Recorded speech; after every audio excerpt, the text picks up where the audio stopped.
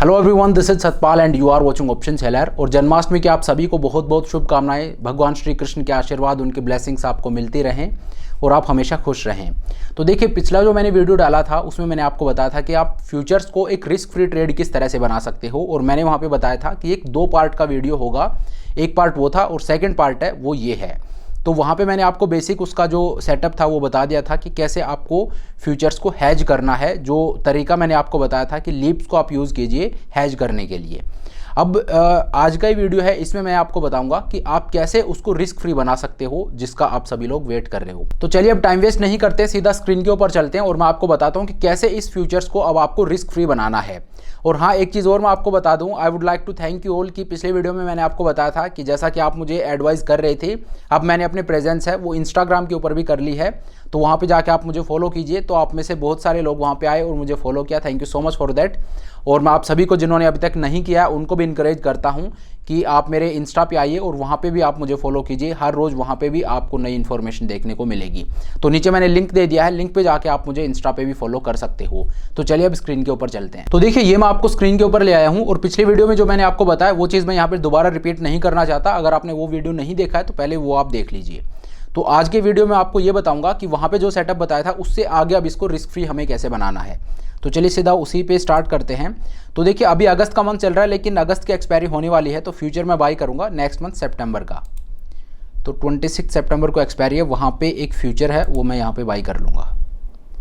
तो monthly future है वो मैंने बाई कर लिया। ये मेरा पे ऑफ चार्ट बनता है और मैंने आपको क्या बताया था कि इसको हम हैज करेंगे किससे, जो लीप ऑप्शंस हैं उनको यूज़ करेंगे हम हैजिंग के लिए। क्योंकि हर मंथ अगर मैं हैजिंग के पैसे पे करता हूँ तो मुझे काफ़ी ज़्यादा कॉस्टली पड़ता है।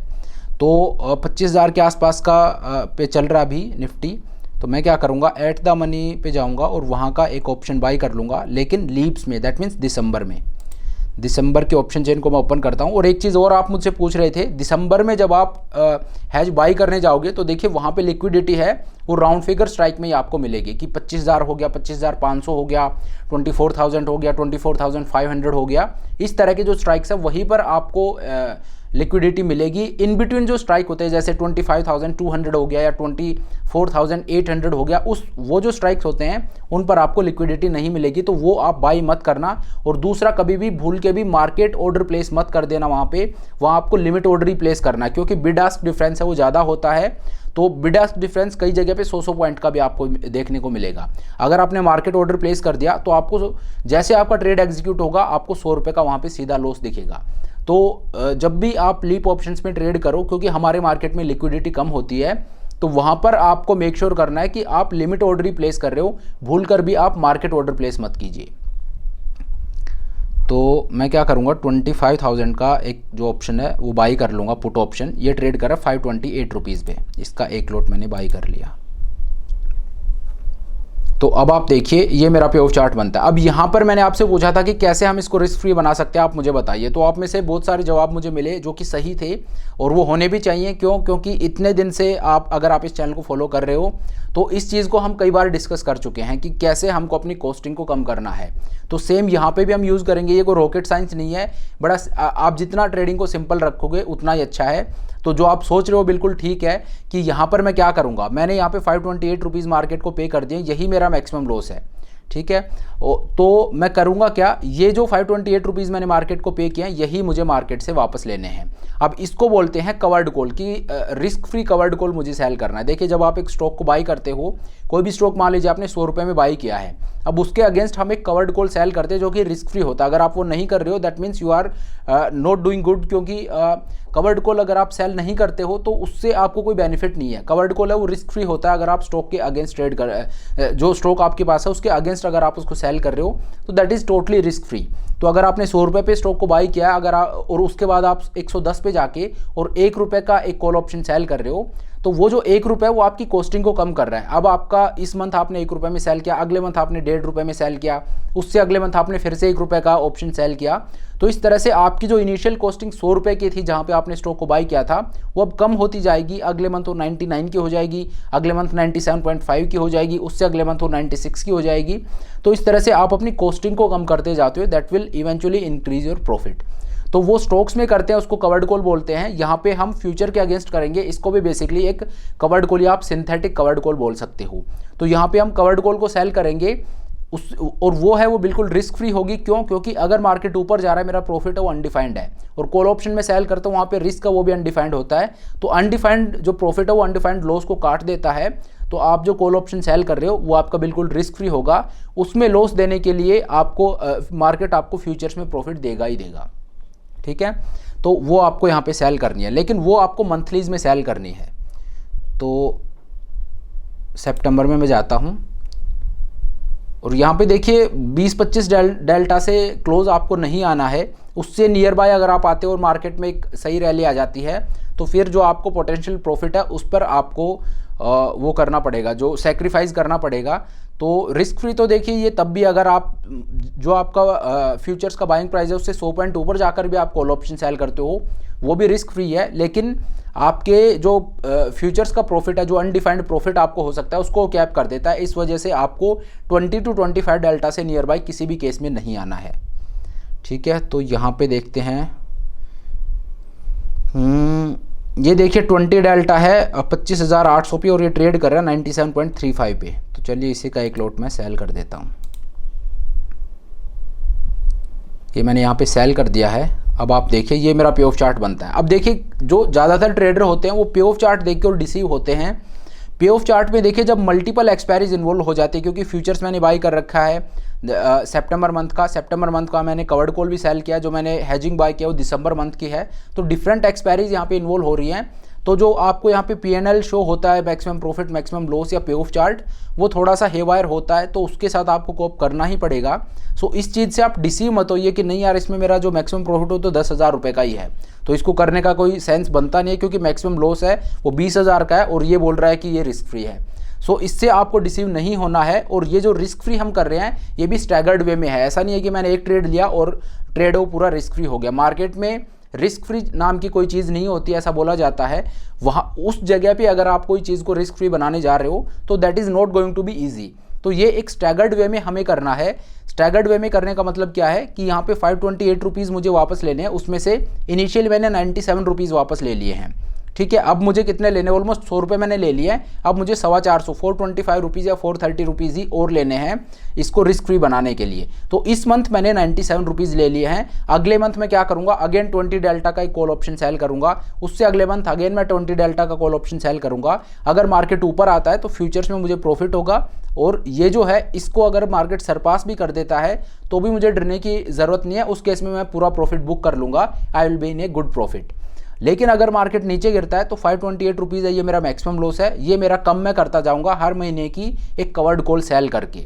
ठीक है, अब अगर आप ये सोच रहे हो कि एक कवर्ड कॉल सेल कर दिया और मेरा काम वहाँ पे हो गया, तो ऐसा नहीं है। इससे आगे भी आपको विजिलेंट रहना है और अपने लॉस को फर्दर भी कम करना है।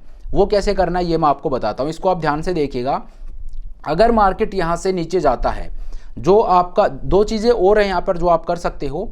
अगर मार्केट नीचे यहाँ से जाता है तो व्हाट विल यू डू, जितना आपका गैप है फ्यूचर्स और जो कवर्ड कॉल सेल किया है उसमें, जैसे इस केस में ये जो गैप है ये कितना है 700 पॉइंट का, कि 25,150 के आसपास आपने बाई कर रखा फ्यूचर और 25,800 का आपने कॉल ऑप्शन सेल किया है।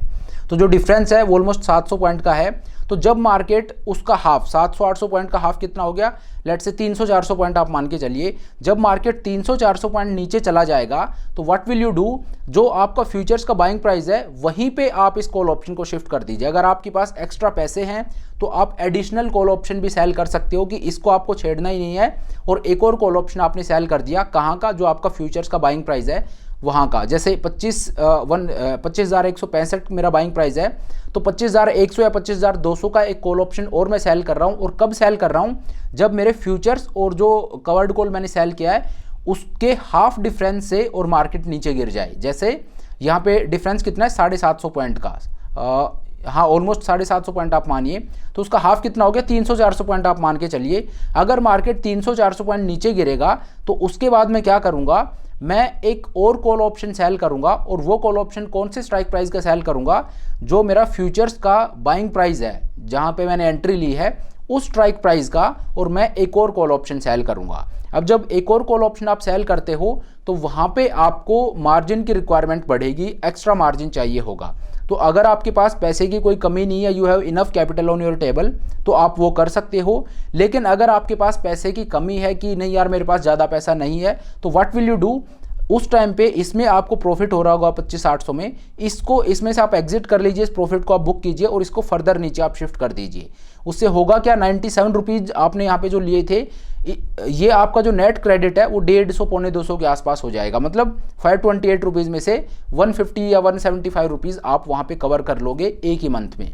तो इसमें ऐसा नहीं है कि आपने ट्रेड ले लिया और बैठे हो, अगर मार्केट नीचे गिर रहा है, जो आपका डिफरेंस है फ्यूचर और कवर्ड कॉल के बीच का, उसके हाफ डिफरेंस से अगर मार्केट गिरता है तो इस कॉल को आपको नीचे शिफ्ट करना है, उससे आपका नेट क्रेडिट है वो बढ़ेगा।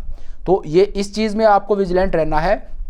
इसके अलावा दूसरी चीज़ आप क्या करोगे, एक तो ये एडजस्टमेंट हो गया। दूसरा क्या है, अगर मार्केट नीचे गिरता है तो व्हाट विल यू डू, अगर मार्केट 300-400 पॉइंट नीचे गिर जाता है तो उस केस में आपको एक रेफरेंस ट्रेड लेना है, या बेसिकली आप ये मानिए जो फ्यूचर्स है इसको आपको सिंथेटिक कैलेंडर में कन्वर्ट कर देना है। सिंथेटिक कैलेंडर का मतलब क्या हो गया कि जो आपका बाइंग प्राइस है वहीं का आप एक कॉल ऑप्शन सेल करोगे, लेकिन वीकली का जो करंट वीक है उसका कॉल ऑप्शन आप सेल करोगे। मैं यहाँ पे अगर आपको दिखाऊंगा, ये पूरा चार्ट है, ये मैसअप हो जाएगा, बट मैं आपको बता देता हूँ मैं क्या बताना चाह रहा हूँ आपको। जैसे 25,200 आप मानिए, क्योंकि 25,165 यहाँ पे मेरा जो है वो एवरेज प्राइस है फ्यूचर्स का, तो 25,200 है उसका। अगर मैं देखूँ जो करंट वीक है उसमें वो ट्रेड कर रहा है, या 25,100 आप लीजिए, क्योंकि इस पेज की लास्ट स्ट्राइक यही है। ये अगर मैं सेल कर देता हूँ तो 72 रुपीज़ मुझे एडिशनल मिल रहे हैं। ये देखिए पूरा चार्ट है, ये आपका मैसअप हो जाता है, इस वजह से मैं वो नहीं दिखा रहा था।